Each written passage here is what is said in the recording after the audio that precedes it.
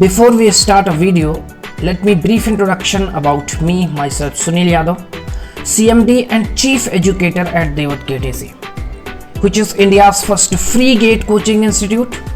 Having 4+ years teaching experience, I have secured All India rank 112 in GATE 2020. Feel free to contact us on these details if you have any query.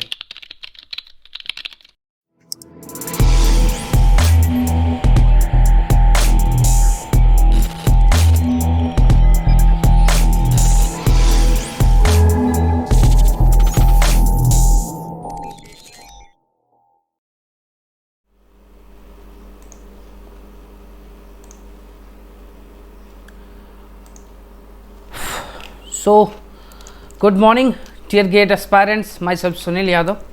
Welcome to Devat Gate AC. आज हम बात करेंगे आपके साथ real gas और ideal gas के बीच में difference क्या होता है।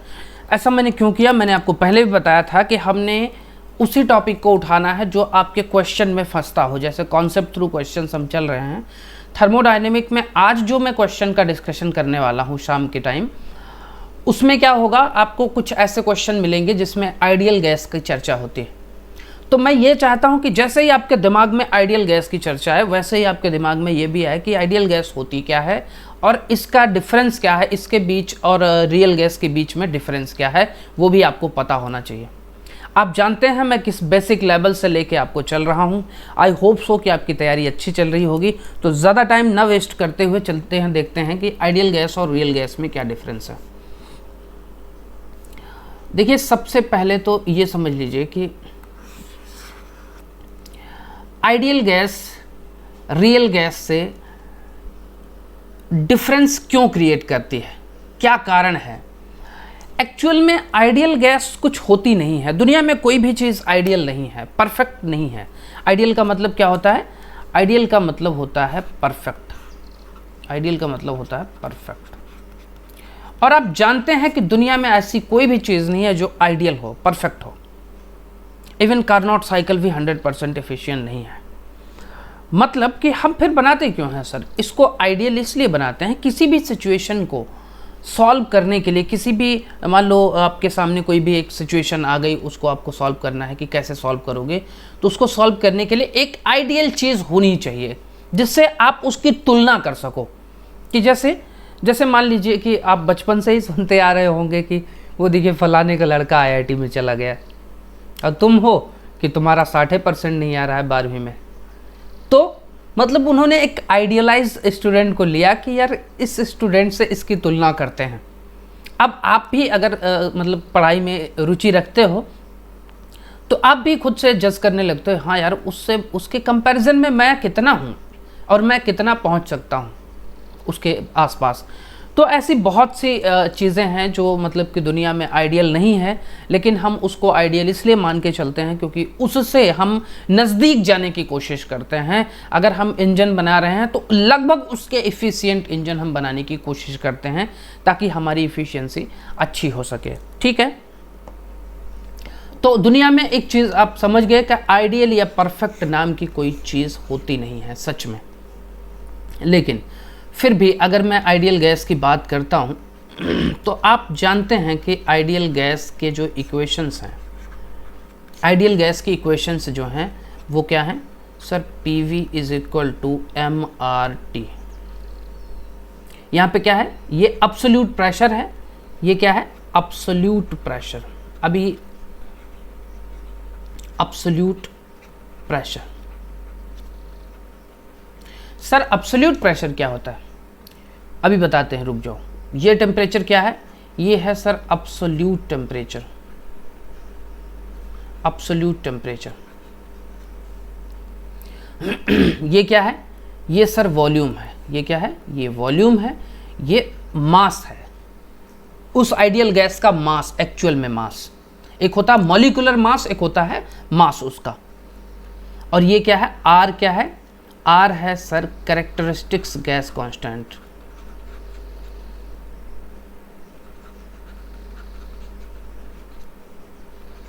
Characteristics gas constant. ठीक, मैंने सारी चीज़ें बता दी। एब्सोल्यूट प्रेशर के बारे में थोड़ा सा और डिटेल में समझ लेते हैं। एब्सोल्यूट टेम्परेचर का मतलब होता है केल्विन। जो भी टेम्परेचर केल्विन में होगा वो एब्सोल्यूट टेम्परेचर है। जैसे मान लीजिए फॉर एग्जांपल आपके सामने बता दिया गया कि सर ये 12 डिग्री सेल्सियस है, ये कितना केल्विन है। अभी कल की क्लास में हमने शायद डिस्कस किया था इस चीज़ को। तो 12 डिग्री में आप क्या करते हैं, 12 प्लस 273, एक रफ आइडिया, वैसे एक्चुअल में 273.15 होता है, लेकिन सिर्फ रफ वैल्यू हम लेकर के इसको ऐड कर देते हैं। 3 2 5 7 1 8 और ये 285 केल्विन। तो ये केल्विन, अभी तक ये क्या था, डिग्री में था, ये एब्सोल्यूट टेम्परेचर नहीं था। लेकिन ये टेम्परेचर को हम क्या बोल सकते हैं, सर ये एब्सोल्यूट टेम्परेचर हो सकता है, हो सकता नहीं है। तो केल्विन में टेम्परेचर जो है एब्सोल्यूट टेम्परेचर है। इसके बारे में हमने कल वीडियोस में डिस्कस किया हुआ था। जिन्होंने जिस बच्चों ने वो उस वीडियो को देखा होगा उनको ये चीज़ क्लियर होगी। अब चलते हैं एब्सोल्यूट प्रेशर की तरफ। एब्सोल्यूट प्रेशर को समझने से पहले कुछ चीज़ों को समझ लेते हैं, कुछ टर्म्स को। जैसे मैं एक रेफरेंस ले लेता हूं, एक आपका एब्सोल्यूट रेफरेंस। देखिए दुनिया में दो ही चीज़ों का रेफरेंस हम लेते हैं। एक ये लेते हैं जहां पे हम खड़े हुए हैं इन्वायरमेंट में, ये क्या है, एटमॉस्फेरिक रेफरेंस है। एटमॉस्फेरिक रेफरेंस, जिस एटमॉस्फेयर में आप हैं इस समय, देखिए इस एटमॉस्फेयर में अभी प्रेशर कितना है, 1 पास्कल, या सॉरी 1 बार। इस समय एटमॉस्फेयर में, ध्यान से समझना, आपको सारी चीज़ें समझ में आ जाएंगी। ये प्रेशर स्केल है, इसको हम प्रेशर स्केल ले लेते हैं, ऊपर वाला साइड प्रेशर बोल देते हैं इसको, और नीचे का रेफरेंस है। प्रेशर स्केल है, कैसे हम समझेंगे, सारे प्रेशर यहीं से क्लियर हो जाएंगे, चिंता मत करो। सबसे पहले तो ये समझ लो कि प्रेशर क्रिएट कैसे होता है। प्रेशर क्रिएट होता है जब दो मॉलिक्यूल्स आपस में टकराते हैं, कोलाइड करते हैं। जब कोलाइड करते हैं तो क्या होगा कि उसके अंदर विस्कोसिटी बढ़ जाती है और प्रेशर भी बढ़ जाता है। जैसे गैस में आप क्या जानते हैं, गैस में एक ही चीज़ है कि मॉलिक्यूल्स जो हैं दूर दूर होते हैं ना, लेकिन अगर उसी मॉलिक्यूल्स को नज़दीक लाया जाए किसी तरह से कंप्रेस करके, जैसे आपके इस कमरे में मॉलिक्यूल्स हैं, फ्री हैं, मूव कर रहे हैं, कोई दिक्कत नहीं, एक दूसरे से टकरा नहीं रहे हैं, इसीलिए इस कमरे में उतना प्रेशर नहीं है। लेकिन अगर मैं इसी कमरे में चारों तरफ से बंद करके और भी मॉलिक्यूल्स को, एयर के मॉलिक्यूल्स को अंदर डालता जाऊं, जैसे कि आपका टायर होता है, टायर में आप क्या करते हैं, आप इससे क्या नाम, हवा भरते हैं। हवा भरते हैं तो उसमें और ज़्यादा मॉलिक्यूल्स को आप बाहर से अंदर की तरफ डालते रहते हैं। उस अंदर की तरफ ज़्यादा से ज़्यादा मॉलिक्यूल्स की वजह से वो मॉलिक्यूल्स एक दूसरे से टकराते हैं, कोलाइड करते हैं। इंटरमॉलिक्यूलर अट्रैक्शन या इंटरमॉलिक्यूलर कोलिजन इसी को बोलते हैं। टोटल हम बोल सकते हैं इंटरैक्शन हो रहा है इन दोनों के बीच में। तो अगर एक दूसरे से कोलाइड करेंगे तो कोलाइड करने की वजह से, एक दूसरे से टकराने की वजह से उसके अंदर का जो प्रेशर है वो बढ़ने लग जाता है। और अंदर का प्रेशर समझ में आ रहा है कि अंदर का प्रेशर कैसे बढ़ता। प्रेशर की डेफिनेशन ही है कि मॉलिक्यूल्स एक दूसरे से कोलाइड करेंगे तो उसके प्रेशर जो है इंक्रीज कर जाएंगे। अब दूसरी चीज ये है कि प्रेशर को हम 2-3 तरीकों से मेजर करते हैं। 2-3 नाम हमने सुना होगा प्रेशर के बारे में। सर एक तो सुना है कि गेज प्रेशर होता है, कुछ होता है गेज प्रेशर। दूसरा सर होता है एक एब्सोल्यूट प्रेशर, भी सुना है हमने, अभी थोड़ी देर पहले आपने भी बताया एब्सोल्यूट प्रेशर। तीसरा होता है sir vacuum pressure. Vacuum pressure को ही नेगेटिव प्रेशर भी बोलते हैं। ये मैंने 3 चीज सुनी है। चलिए समझ लेते हैं। एक बार का मतलब होता है 1 बार इज इक्वल टू होता है 10⁵ पास्कल, और 1 पास्कल इज इक्वल टू होता है 10⁵ न्यूटन पर मीटर स्क्वायर। ये 1 pascal is equal to newton per metre square होता है। अब न्यूटन को तो आप अच्छी तरह से जानते हैं और मीटर स्क्वायर को भी अच्छी तरह से जानते हैं, और ज़्यादा कैटेगराइज करने की आवश्यकता नहीं है। इसको आप बोल सकते हैं 100 किलो पास्कल भी, ठीक। तो रफली इसको अगर हम इसको इन्वायरमेंट प्रेशर है ये P एटमॉस्फेरिक, इसको अगर हम बोले P एटमॉस्फेरिक प्रेशर 1 बार होता है। अगर हम एग्जैक्ट वैल्यूज भी इसकी रखना चाहें तो ये होता है 101.325 किलो पास्कल। एग्जैक्ट वैल्यूज हैं, लगभग ज़्यादा फर्क नहीं है, रफली वैल्यूज हम यही ले लेते हैं, ठीक है। अब चलते हैं आगे की तरफ। अब हमारे पास एटमॉस्फेरिक प्रेशर है एक 1 बार एटमॉस्फेरिक। अगर हम एटमॉस्फेयर से ऊपर कोई भी प्रेशर मेजर करते हैं, मान लीजिए कि हमने कहा कि यार एक प्रेशर है जो 0.2 बार गेज है। क्या है? 0.2 बार गेज है,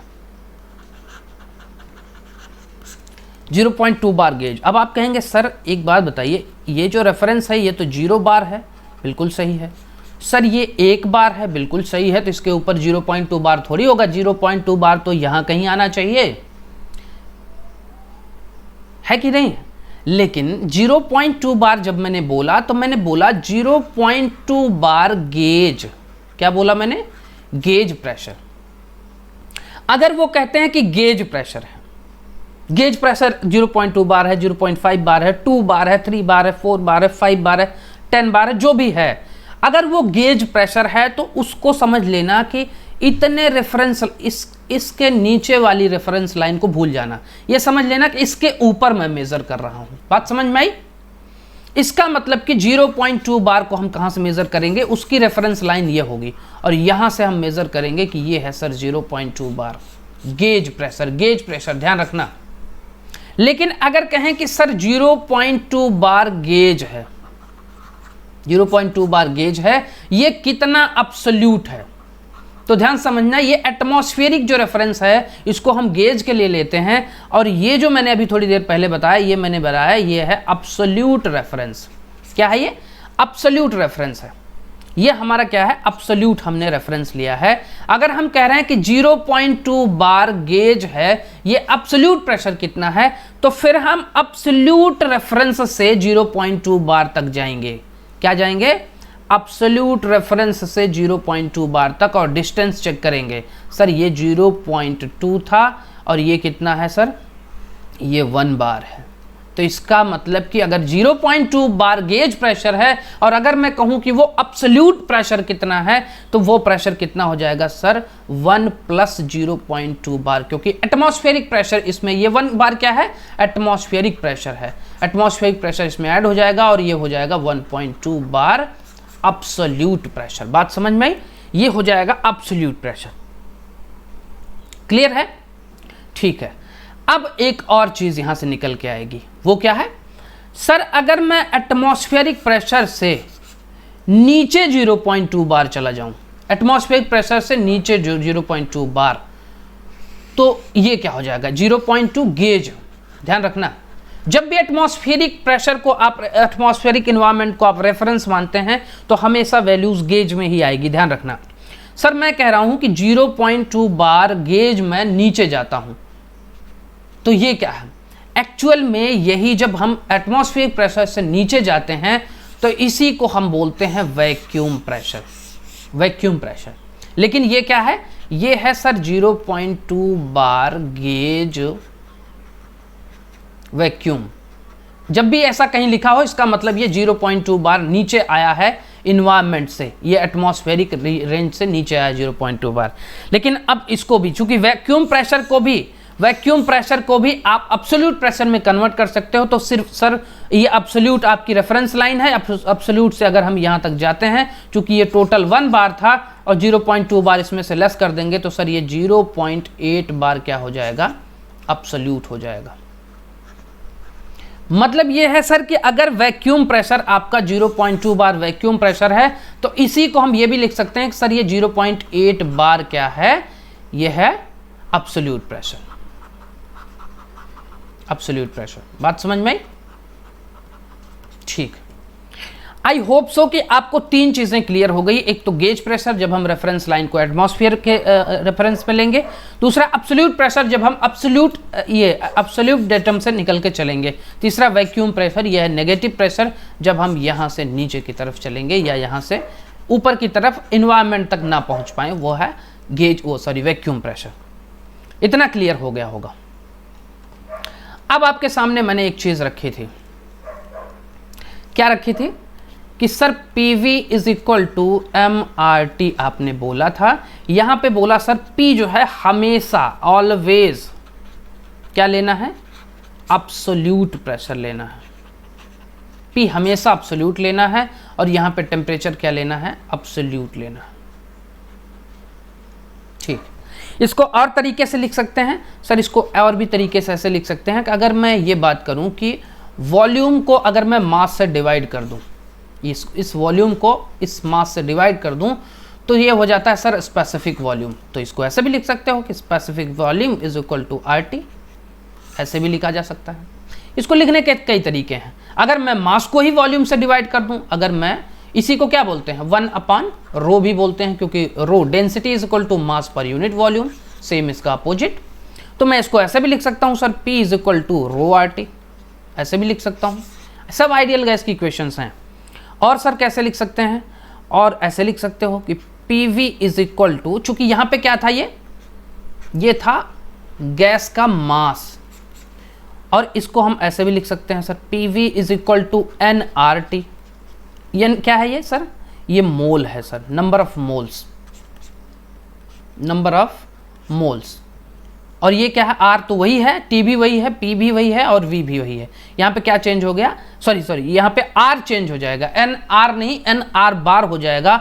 और R बार क्या होता है सर, ये होता है universal gas constant, universal gas constant.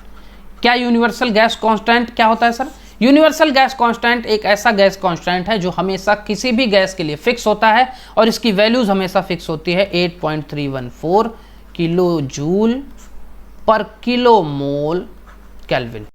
ये होता है यूनिवर्सल गैस कांस्टेंट की fix values. Universal gas constant को ऐसे भी निकाला जा सकता है सर, अगर मैं R और यूनिवर्सल गैस कांस्टेंट के बीच में रेफरेंस लेना चाहूँ तो ये होता है, ये है क्या, characteristics gas constant, simple gas constant आप बोल सकते हो, ये है यूनिवर्सल गैस कांस्टेंट। तो यूनिवर्सल गैस कांस्टेंट को अगर मैं मॉलिक्यूलर मास से या मोलर मास से डिवाइड कर दूं तो ये हो जाएगा आपका गैस कांस्टेंट आ जाएगा। इसी में मैं गैस की सारी डिटेल्स का आपको दे देता हूं, इसमें इसके अलावा आपको कोई और डिटेल की आवश्यकता पड़ेगी ही नहीं। चलिए आगे बढ़ते हैं। PV आपके सामने क्या था, PV लास्ट टाइम क्या था, PV is equal to NR bar T। अब ये भी V को अगर हम N से डिवाइड कर दें यहां ले जा करके, तो हमारे पास क्या हो जाएगा, PV bar is equal to NR bar T।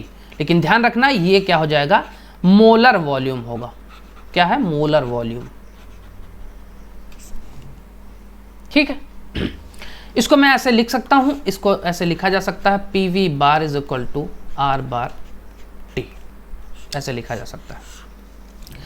अब ध्यान से समझना, जब हम आइडियल गैस को बनाते हैं तो चूंकि आप जानते हैं आइडियल गैस कोई परफेक्ट गैस है और ये कोई मतलब कि एक्चुअल में एग्जिस्ट नहीं करती, इसको हमारे अजम्पशंस के जरिए बनाया गया है। तो जब हमने आइडियल गैस बनाया तो उसमें 2-3 अजम्पशंस लिए हमने। क्या लिया हमने, अजम्पशंस लिया। इसमें पहली अजम्पशन क्या होगी, इसकी जो पहली अजम्पशन है वो ये होगी कि ये जो दोनों मॉलिक्यूल्स के बीच में डिस्टेंस होती है, दैट मीन्स कि इंटरमॉलिक्यूलर डिस्टेंस को हम बहुत लार्ज लेते हैं। क्या लेते हैं, intermolecular distance, intermolecular distance is very large. मतलब कि इंटरमॉलिक्यूलर डिस्टेंस को हम बहुत लार्ज लेते हैं, कि हम ये मान के चलते हैं कि ये जो रियल गैस है, रियल गैस में इंटरमॉलिक्यूलर डिस्टेंस बहुत कम होती है। लेकिन अगर आइडियल गैस है तो इंटरमॉलिक्यूलर डिस्टेंस, दो मॉलिक्यूल्स के बीच में जो दूरी है वो बहुत कम हो। कैसे, देखो इसको ध्यान से समझते हैं। पहले दूसरा अजम्पशन हम लिख लेते हैं, उसके बाद हम आपको बताते हैं। दूसरा अजम्पशन क्या था सर, दूसरा अजम्पशन ये था कि जो आपका इंडिविजुअल मॉलिक्यूल का वॉल्यूम है, individual molecular volume is negligible with respect to container volume. चलिए दोनों चीज को समझते हैं पहले ढंग से। दो अजम्पशन हमने लिया, दो अजम्पशन क्या लिया कि सर, एक अजम्पशन ये है कि इंटरमॉलिक्यूलर डिस्टेंस जो होनी चाहिए दो मॉलिक्यूल्स के बीच की, वो बहुत ज़्यादा होनी चाहिए, बहुत मतलब कि क्लोज नहीं होने चाहिए। कैसे? जैसे मैं कहूँ कि इस कमरे में जो गैस है वो आइडियल गैस है कि रियल गैस है? आप कहेंगे सर ये आइडियल गैस है। क्यों? क्योंकि अगर आप देखें तो इस कमरे में जो मॉलिक्यूल्स हैं एयर के वो बहुत दूर दूर हैं, क्लोजली स्पेस्ड नहीं हैं। सर कैसे पता चलेगा क्लोजली स्पेस्ड हैं, नज़दीक हैं? पता ऐसे चलेगा बेटा कि जैसे टायर है आपका, टायर में आप हवा भरते हैं, गुब्बारे में आप हवा भरते हैं, तो क्या करते हैं आप मॉलिक्यूल्स को उसमें बहुत ज़्यादा डाल देते हैं, और मॉलिक्यूल्स को बहुत ज़्यादा डालने की वजह से उनके इंटरमॉलिक्यूलर डिस्टेंस जो है वो अपने आप कम हो जाती है, और जैसे ही इंटरमॉलिक्यूलर डिस्टेंस कम होती है वैसे ही एक दूसरे से वो कोलाइड करना शुरू करते हैं, और कोलाइड करना शुरू करेंगे तो फिर क्या हो जाएगा, वहाँ पे प्रेशर इंक्रीज हो जाएगा। वही तो एलपीजी सिलेंडर में होता है, प्रेशराइज करके हम एयर को भरते हैं ना, एयर को क्या भरते हैं, एयर के मॉलिक्यूल्स को हम भरते हैं उसमें, और जितने ज़्यादा से ज़्यादा कम जगह में ज़्यादा से ज़्यादा मॉलिक्यूल्स होंगे तो वो क्या बन जाती है, रियल गैस बन जाती है। लेकिन एक ज़्यादा से ज़्यादा बड़ी सी जगह में बहुत कम मॉलिक्यूल्स होंगे तो वो क्या बन जाती है, आइडियल गैस बन जाती है। इंटरव्यू क्वेश्चन भी बन सकता है, आपसे पूछा जा सकता है कि सर ये बताइए कि एलपीजी सिलेंडर और आपके कमरे में आइडियल गैस कहाँ पे है? तो सर आइडियल गैस ये जो हमारा कमरा है यहाँ पे आइडियल गैस है, क्योंकि कमरे में प्रेशराइज्ड एयर नहीं है। प्रेशराइज्ड एयर होगी तो आप सांस ही नहीं ले पाएंगे।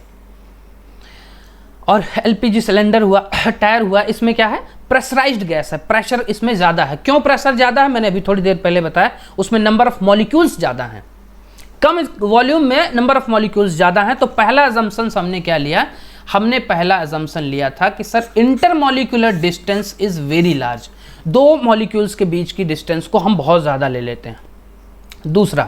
दूसरा अजम्पशन हम लेके चलते हैं कि individual molecular volume is negligible with respect to container volume.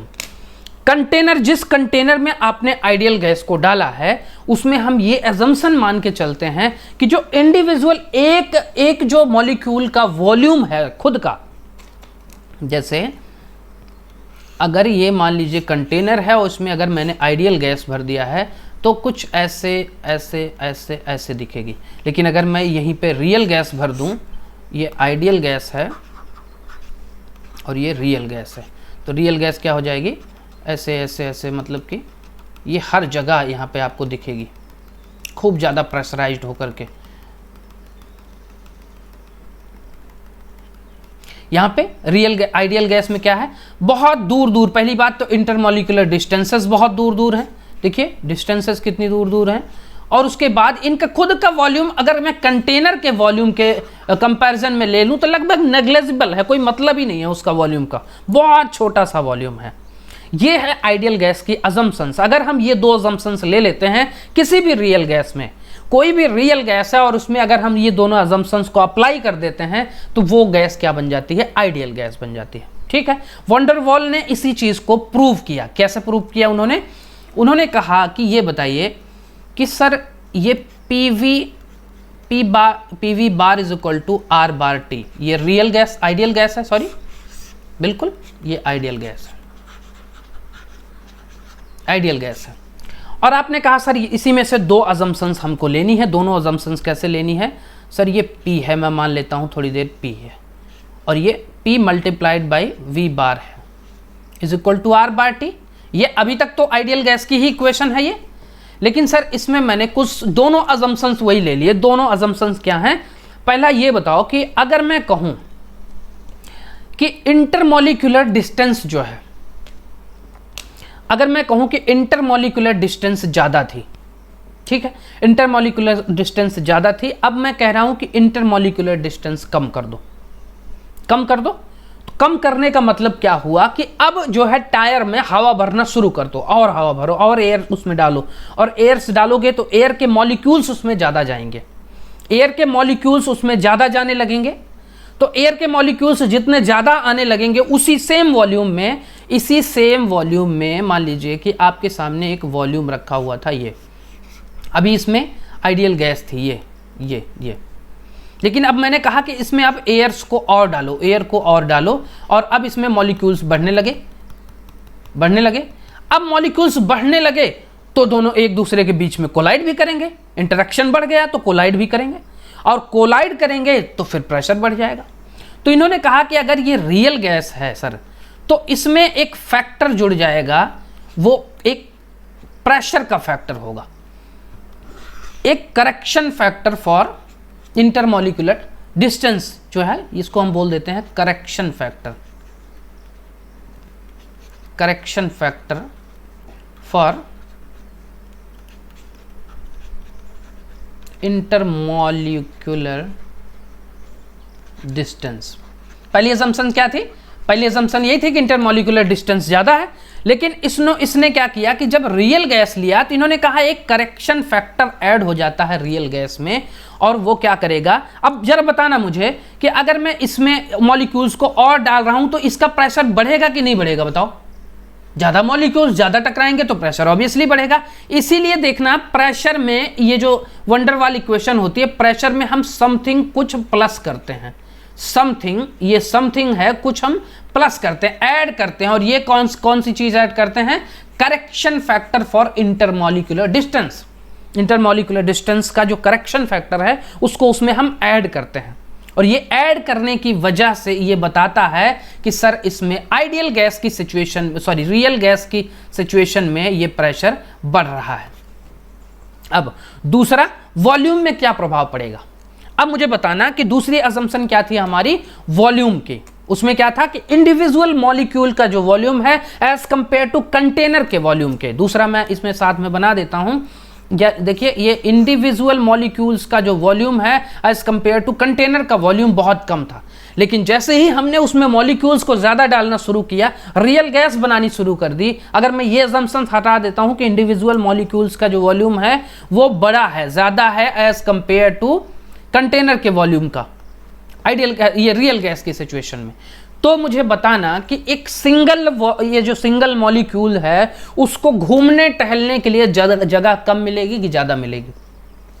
पहले ध्यान समझना, पहले हमें क्या था, उसका वॉल्यूम बहुत कम था एज कंपेयर टू कंटेनर के वॉल्यूम में, वो खूब ज़्यादा पूरे कंटेनर तक अप्रॉक्सीमेटली घूम सकता था।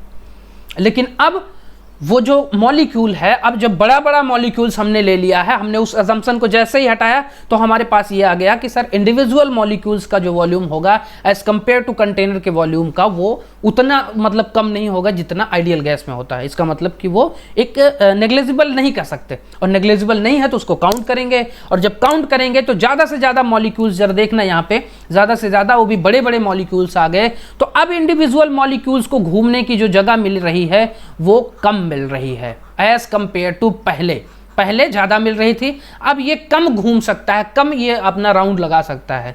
तो इसका मतलब क्या हुआ कि अब इसका इंडिविजुअल मॉलिक्यूल्स को घूमने के लिए वॉल्यूम क्या पड़ गया, कम पड़ गया। पहले जो वॉल्यूम था उसमें से मैंने कुछ चीज़ों को घटा दी, तब जा करके हम कुछ चीज़ें वो कौन सी हैं, वो वॉल्यूम करेक्शन फैक्टर है। वॉल्यूम करेक्शन फैक्टर, हमने वॉल्यूम करेक्शन फैक्टर को जैसे ही घटाया वैसे ही हमारे पास क्या आ गया, रियल गैस की इक्वेशन आ गई। तो वंडर वाल ने ये कहा कि भाई अगर हम आइडियल गैस में से वो दोनों अजम्पशंस जो हमने शुरू में ली थी, अगर वो दोनों अजम्पशंस को हम निकाल देते हैं तो सर ये जो इक्वेशन बनेगी ये बनेगी रियल गैस की इक्वेशन। और वो दोनों अजम्पशन निकालने के बाद सर प्रेशर बढ़ जाता है, लेकिन जो वॉल्यूम है वो हो जाता है, कम हो जाता है, और इसकी वजह से हमारे पास ये इक्वेशन निकल के आती है। इसी को हमने बोला कि ये वंडर वाल इक्वेशन है, वंडर वाल ने ही इस इक्वेशन को दिया था। बात समझ में आई कि आइडियल गैस क्या है और रियल गैस क्या है, आइडियल गैस और रियल गैस में क्या डिफरेंस है। आई होप सो ये वीडियो आपको पसंद आया होगा, और आई थिंक, मुझे नहीं लगता कि गैस से रिलेटेड कोई भी ऐसी चीज़ें जो हैं जो मैंने स्किप कर दी हैं। बाकी अगर कोई चीज़ें ऐसी आती हैं क्वेश्चन में तो वो सारी चीज़ें को हम क्वेश्चन के थ्रू डिस्कस करेंगे। ठीक है, थैंक यू सो मच।